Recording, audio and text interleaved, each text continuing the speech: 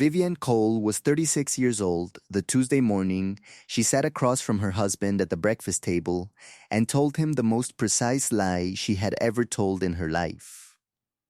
To the people who saw her in passing, the neighbors on their street in Nashville, the women from Gregory's church circle who had absorbed her into their peripheral vision over 7 years of marriage, she was Steady Vivienne, the one who held things together quietly.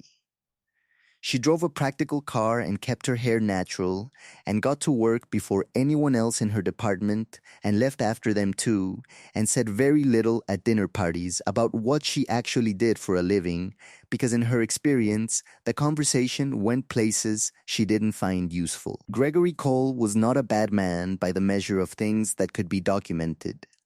He paid his portion of the bills. He did not raise his hand. He was present, in the way that a piece of furniture is present, occupying space, serving a purpose, unresponsive to the texture of the room. What he said the morning she told him she had been let go from her position.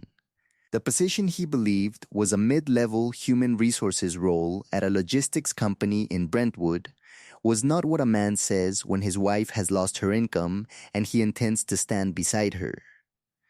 It was the thing a man says when he has been performing love rather than practicing it, and the performance slips the moment the audience gives him reason to drop the script. He said it in the tone of someone adding up numbers he had always kept in his head. What Gregory had no idea about, not in 7 years of marriage, was that Vivienne had not been let go from anything. She was the vice president of human capital strategy for a privately held distribution company. She had been for 4 years.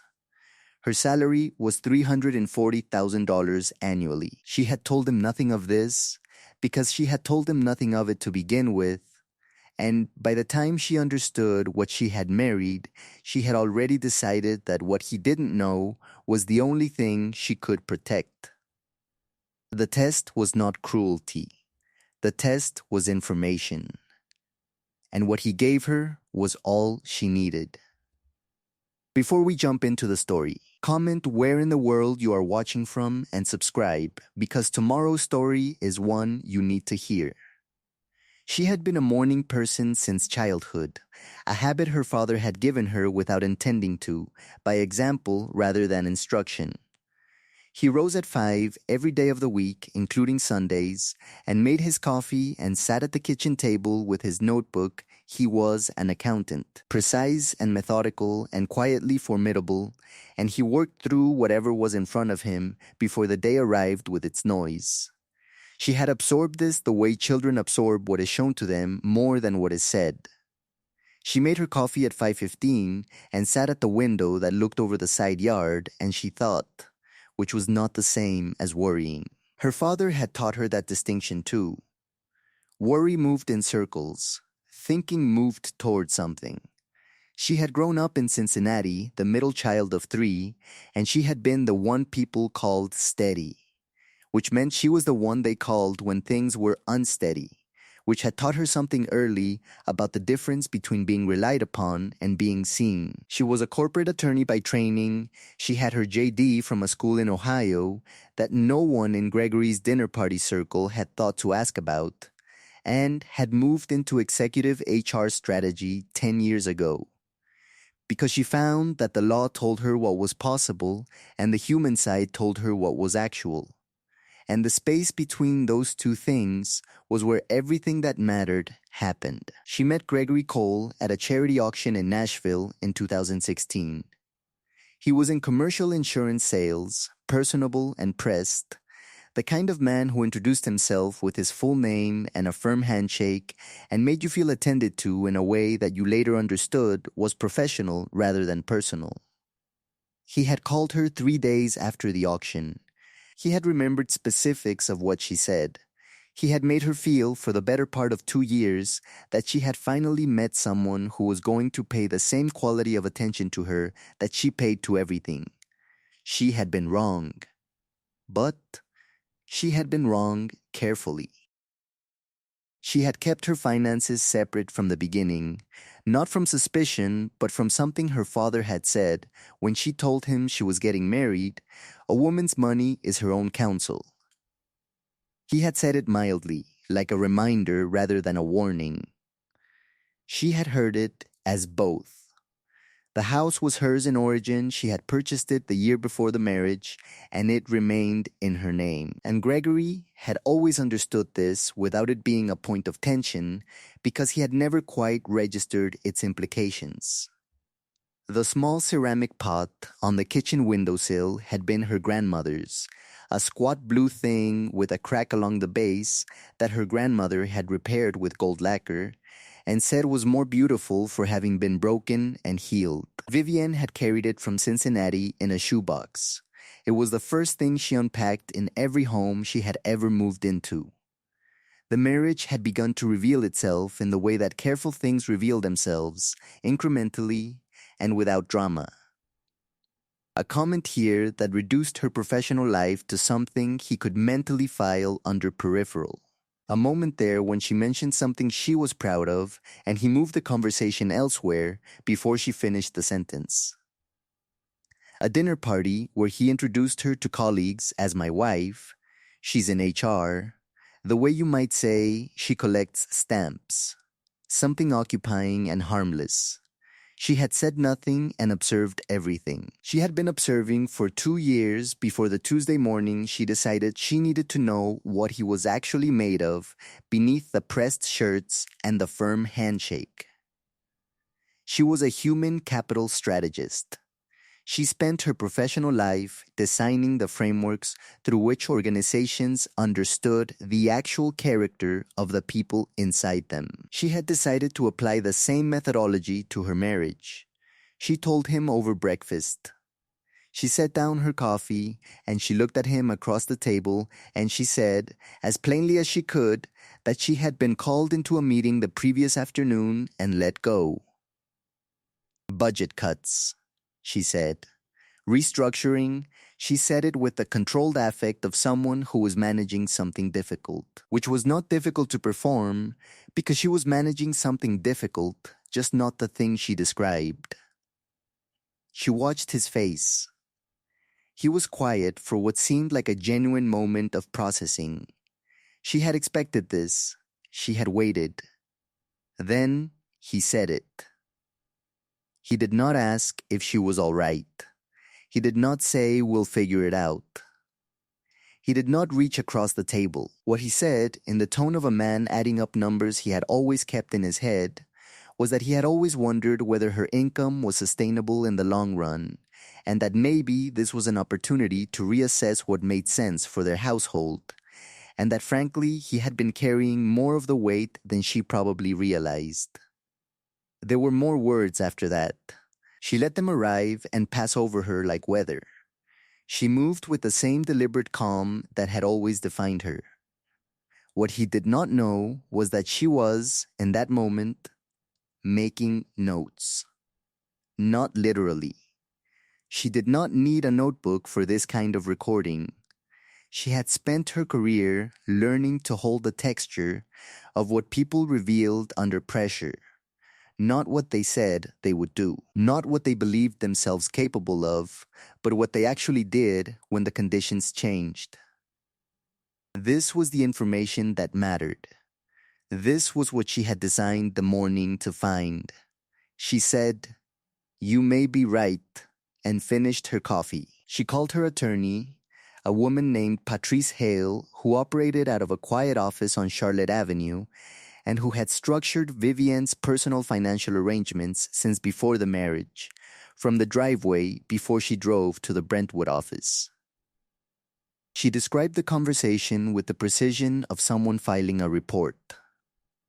Patrice was silent for one beat. Then she said, "How long have you been sitting on this?" 2 years of awareness, Vivienne said. 1 week of certainty. Then, "We already know where everything stands," Patrice said. "Come in Thursday." She put the car in drive. Bitterness, her father had always said, required ongoing emotional investment in people who no longer deserved it. She had too much to do. The Thursday meeting with Patrice ran 2 hours. Vivian's personal financial picture was, by design, clean and separate. The house was premarital and held in her name alone. Her investment accounts, her retirement portfolio, and the deferred compensation structure from her current role were entirely outside the marital estate. The only shared financial surface in the marriage was the joint account they used for household expenses, which contained, at any given time, approximately enough for utilities and groceries, and not much more. Patrice laid the summary in front of her. Net personal assets in Vivian's name, exclusive of the house, were approximately $2 million in liquid and invested holdings, with a deferred compensation package vesting over the next 2 years worth an additional $640,000. Vivian looked at the summary. "And his exposure to any of this?" she said. "Nothing that withstands legal scrutiny," Patrice said. "Your premarital documentation is airtight. Your account separations have been maintained without commingling.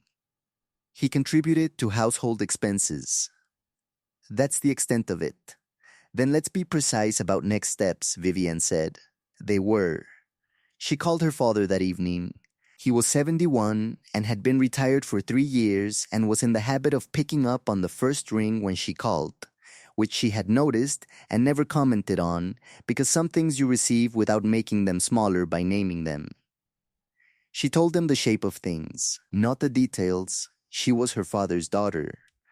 And her father's daughter understood the value of what was not said to the people who would worry, but the shape. She told him she had tested something and received the answer she needed, and that she was moving forward. He was quiet for a moment. "You were always the one who thought before she moved," he said. "Every time." He paused. "You kept the house separate."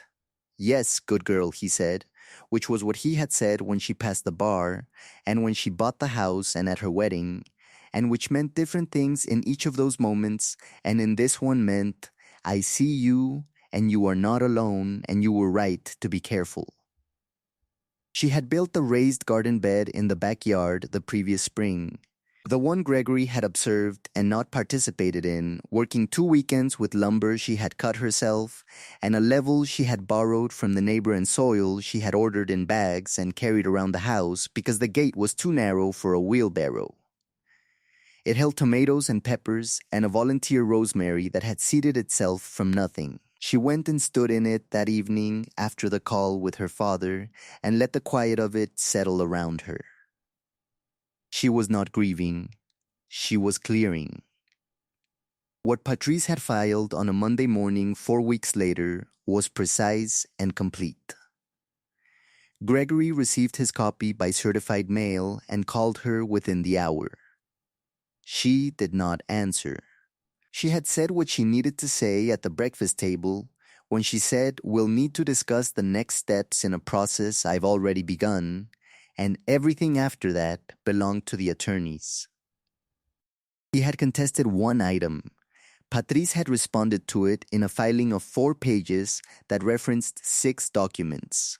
His attorney, to his credit, withdrew the contest within a week. Gregory had, it emerged through the discovery process, believed for some time that Vivian's income was approximately $67,000 annually, which was what she had told him when they first began dating, before she understood what she was dating, when she still believed that honesty about professional success was welcome rather than inconvenient. He had never updated the number. He had simply carried it forward for 7 years as the figure that organized his understanding of what she contributed. The actual figure being 5 times that had apparently not intersected with any of his assessments.